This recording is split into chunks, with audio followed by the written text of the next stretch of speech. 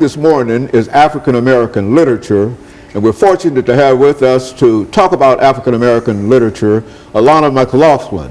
Alana has been with us on a number of occasions, and I don't think that she's a stranger to members of this audience this morning. But Alana, let me welcome you to the show this morning and to tell you how delighted we are to have an opportunity to talk to you again about African American literature, especially about African American literature. But before we get into African American literature, Alana, let's have you to give us some information about your background, your education, and some of the things that were important in terms of leading you to us this morning, and some of the future prospects that you have in reference to a number of things that you're doing. Let's talk about it from that perspective.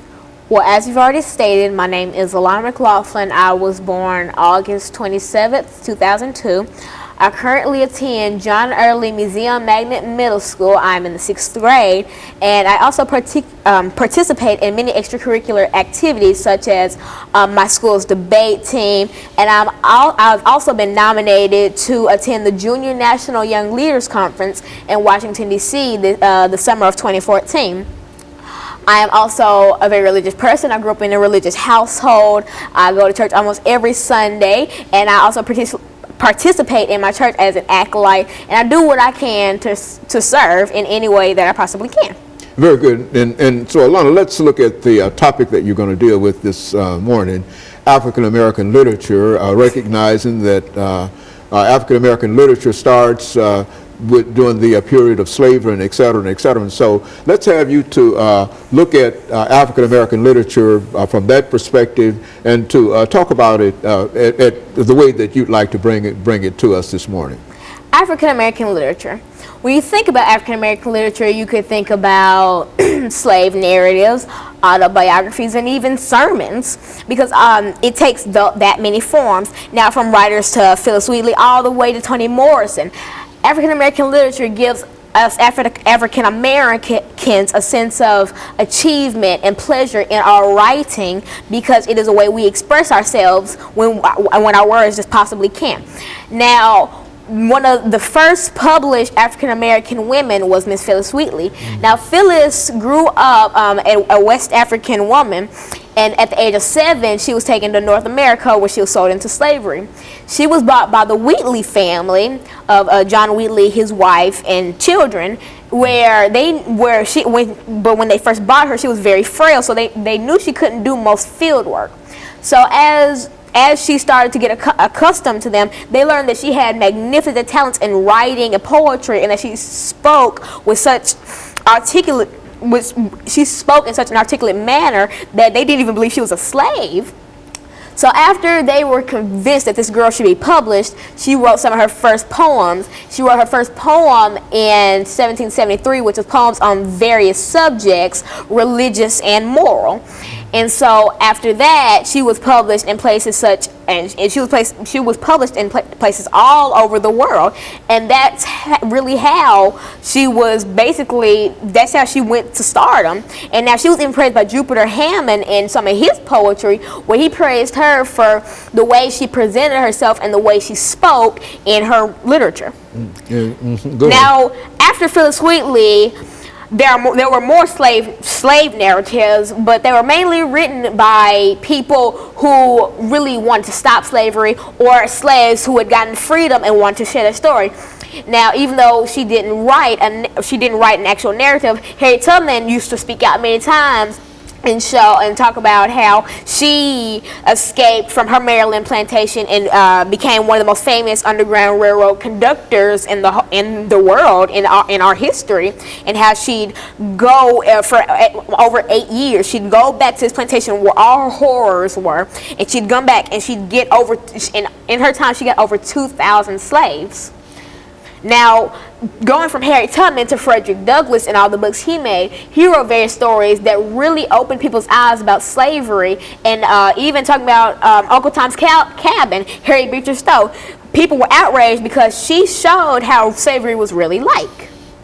And see, as she did that, she was a Caucasian female, and people were like, well, she has no business doing this, because she wanted to speak for the people who had no voice. And so I praise her for really starting what we call what I would like to call the blossoming of African American literature. Now, the official blossoming, which I'll go into in the second segment, will be the Harlem Renaissance. Okay, well, so Lana, let's stop at that point, and let me have our first commercial break, and then we'll get back and we'll talk about some other aspects. And we'll be back with you following this short commercial break.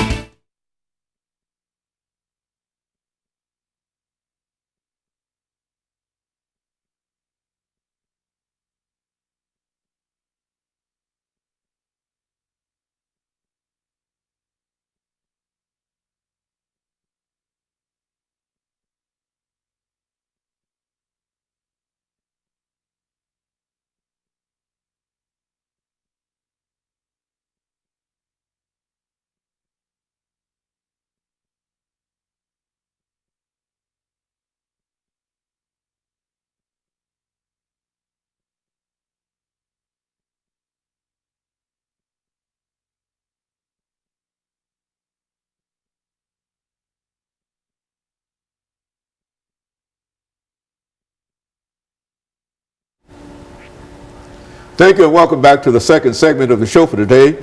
We're talking to Alana McLaughlin, and she's talking about African American literature. And Alana, let's pick up where we left off last time by giving you an opportunity to continue your discussion. I must say that I've been somewhat impressed by the information that you've given us so far, and we look forward to the same kind of information during the second segment. Let's give you an opportunity to start talking about African American literature. Well, for all of you just tuning in, my name is Alana McLaughlin, born August 27th, 2002, and I am here to talk about African American literature. Now, in the first segment of the show, I talked about slave narratives, Frederick Douglass, Harriet Tubman, Phillis Wheatley, and Harry Beecher Stowe. Now, I left off in the first segment about to talk about the Harlem Renaissance, which I would like to pick up now. Now, see, the Harlem Renaissance was basically what African Americans call the blossoming of African American literature and arts. Not only were books written, but songs made, and just we really just embraced our culture during this period of time. And I'm not saying that we don't still do that, because we do. Now, famous writers from the Harlem Renaissance, Jordan Hurston, Langston Hughes, a bunch of other people, and who they actually all some came together to create a magazine called Heat magazine. And Heat magazine was a magazine. Fire magazine was a magazine where the African Americans could get published, which was not very common at that time. And when they got published, it was in this primarily African American magazine, and so people would buy it and read into this, and that's really how that's how the Harlem Renaissance started. And then Jordan Hurston published Their Eyes Are Watching God, which was actually formed into a movie. And Langston Hughes wrote many poems and books and stories. And during this whole period, African Americans really sought out to just show that they have a culture too, that nobody can hold them back from embracing themselves. Now, also during the Harlem Renaissance, there many people. It wasn't just stories or songs or just dancing or festivity. It was also sermons, and it was a time where black people were at a high point in life. And another Harlem Renaissance type era was the pre-19th century era with Phillis Wheatley, the first black woman to ever be published, and the second black person to ever be published. Now, Phillis, if you don't know who she is, Phillis Wheatley was a woman who was sold into slavery at the age of 7, whose slave owners really saw that she had true poetic talents. So they published some of her stories, and that's how she rose to fame. Now, people like Jupiter Hammond praised her work because she was just so powerful in her writing. And I remember reading something that said that Jordan Hurston and people who created Fire magazine were also inspired by Phillis and Harry Beecher Stowe's Uncle Tom's Cabin. How they all this has so many things in common, but really something I see in common with all of them is how they all give a voice to the voiceless.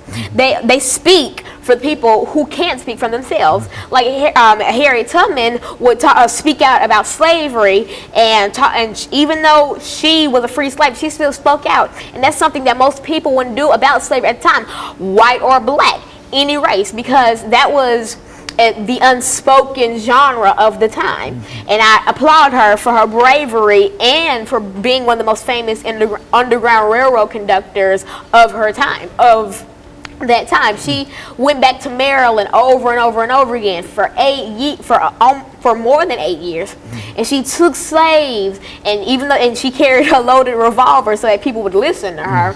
And I just applaud her for her bravery, because she knew that she could get caught, but she believed it herself, and she believed that the Lord would carry her, and that's just what he did. Now, going from the Harlem Renaissance to this modern era. Now, one of the most famous writers of this time is Miss Toni Morrison. Now, Toni wrote many stories, almost just like Phyllis Wheatley, but a modern version of Phyllis Wheatley. And also, there are many writers and many actors who embrace the African American culture. Oprah Winfrey, for instance, she has her own network and show, and she's inspiring to me personally, because I think because she just talks out about how she believes the African Americans can do more than they are right now, that we can be the leaders of the world. African American women, men, children, teens, we can be in a high, like Mr. Barack Obama, the first African American president. That was a big accomplishment for our community, because nobody ever expected that. And I can't wait to see the first African American woman president. And she gives power to the powerless. And people like just humanitarians all around. Nelson Mandela, for instance, he was not about to give up. When he knew that he was in danger, he kept fighting, knowing that he could be arrested at any time, or he could be killed or shot at any time. Martin Luther King, Malcolm X, all these people, even though they weren't writers or singers in the Harlem Renaissance, they were all a part of a big span of the African Americans at their highest point, when we were at the top, and we still are at the top in our community. Because the more we speak out, and the more we write and sing and draw, because soon you'll be seeing so many African American people, she's the Secretary of State and the president of so-and-so. And you know what? This is what all these people want, starting from the pre-19th century all the way to right now, 2014. We've been fighting, and you know what? We stand out and we talk out, and that's what has gotten us this far. And so basically, people such as civil rights leaders, even though they weren't writers or singers, they wrote books. Freedom writers, the Little Rock Nine, books were written about them. They didn't have to write a book to change the world, because they showed African American people that if we can do it, you can do it. And recently we went to go see the Nelson Mandela movie, Mandela, A Long Walk to Freedom, and I learned so much about him. I mean, he was a very courageous man. I didn't know much about him before I watched the movie, and I just sat there and I thought, wow, if he can do this, and if he can march, and if he can keep a straight face, even though he knows that he could be killed at any time, he still walked for freedom, because he wanted his people to feel free, and he wanted them to have a voice. He wanted him just like Martin Luther King. He wanted me to be able to walk to McDonald's and to be able to order in a line next to a Caucasian person. He wanted me to be able to sit in a studio and record a show to African American people. He wanted us to be able to have rights that at the time we didn't think we would have. Very good. And of course, let's take this second commercial break, and then we'll come back and we'll continue our conversation. We'll be back with this audience following this very, very short commercial break.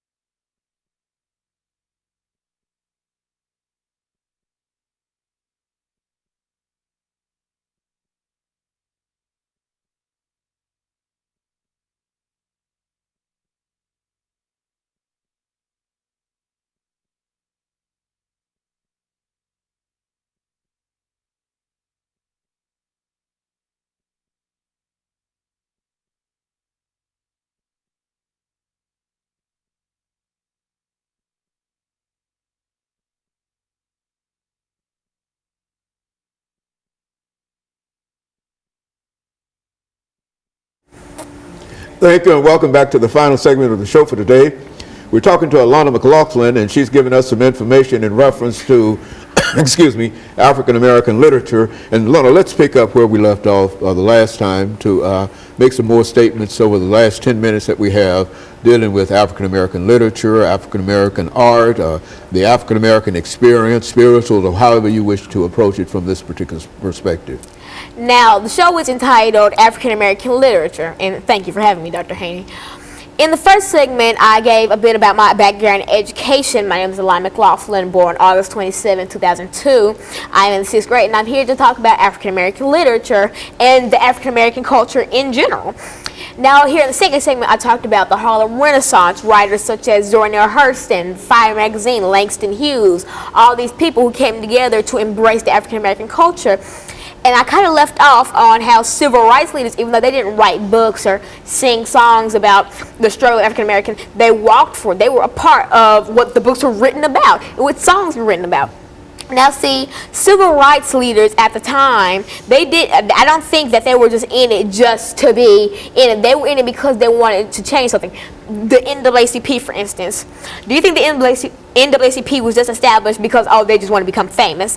They wanted rights for us African Americans. They wanted us to be able to come here to Fox 17 and to record the show and for it to be shown on Saturday and Sunday mornings. They wanted us to have rights. They wanted me to be able to go to a store and to buy clothes like this. They wanted me to be able to go to a hair store and get braiding hair so I could get my hair done. They gave me rights, and that's the way I live my life. And I just will always thank them for giving me the ability to live my life freely, so I can go to the melting pot and I can sit down and I can eat my food in peace, and I could have a server that may not be the same race as me, but I would be treated just like another person who isn't my race. I would be treated equally, and I just thank people like Zora Neale Hurston, Harriet Beecher Stowe for Uncle Tom's Cabin, Phyllis Wheatley. All these people, even if they didn't know it, they helped the African American culture, because Phyllis Wheatley because in the pre-19th century, she just showed people that, hey, I am an African American woman, I am a slave. If I can do this, then you can do this. Harriet Tubman showed me that I don't have to be the tallest person or the strongest person or even the smallest person to change the world, because I can do mental things, such as I can run away from, I can be free, and I can go back to a plantation for 8 years and save thousands and thousands of people. Lana, when you think about some of the information that, excuse me, that you're talking about being 6 years in the 6th grade, do you think that many of your peers, many people in your classroom and et cetera, are familiar with the kind of information that you're talking about? And if they are not, what would you suggest that they could do in order to become more informed in terms of African American literature? If I knew buckets and buckets and buckets of people who knew about this information, I wouldn't be here sitting here talking about it. Because I am here to get the word out about the unspoken truths of slavery. I'm here to talk about the things that nobody else would talk about. I'm here to talk about the struggles and the happy times, the dark days. I am here to speak about that, so that I can turn to my classmate and say, hey, have you seen that new Nelson Mandela movie? And I can turn to my other classmate and I can say, hey, Harriet Tubman was an inspirational woman, wasn't she? Because I don't know enough people who know about all these people and the triumphs and the things that they went through for our freedom. I know people who don't know who Martin Luther King was. And I'm sitting here, I'm thinking, the reason that you're sitting here getting an education in a well-lit, air-conditioned room with hot food and water is because of him. Do you think if we didn't have Malcolm X or Martin Luther King or the NAACP that we would have rights right now? We might have rights, but we wouldn't have as many as we did now. And do you think that I could walk down the hallway with confidence in myself if a Harriet Tubman never could have showed me that I can do things, even if I set my mind to it, and if Oprah didn't show that if she can do it, then I can do it? I wouldn't have as much courage in myself as I did if I knew these women, because I don't personally know these women. I could never personally know Miss Harriet because of course she passed away in 1912. Before she died, even if she didn't say it, we all knew that what she did was an act of bravery, act of courage, and just to say to her slave master, I'm not going to let you tell me what to do. I'm going to save lives one way or another. And she went back to that Maryland plantation that she escaped from after a year. And she went back, and for 8 years, she was a conductor on the Underground Railroad, and she got thousands and thousands of slaves from the cool, harsh reality of slavery. And she saved so many lives. And, you know, and when I think about people like Nelson Mandela, who marched for freedom. If we didn't have Nelson Mandela, how do you think it would be in South Africa, Johannesburg right now? Do you think we would be at peace right now? We might be, but do you think it would be as calm as it would if we had Nelson Mandela? I don't think so, because all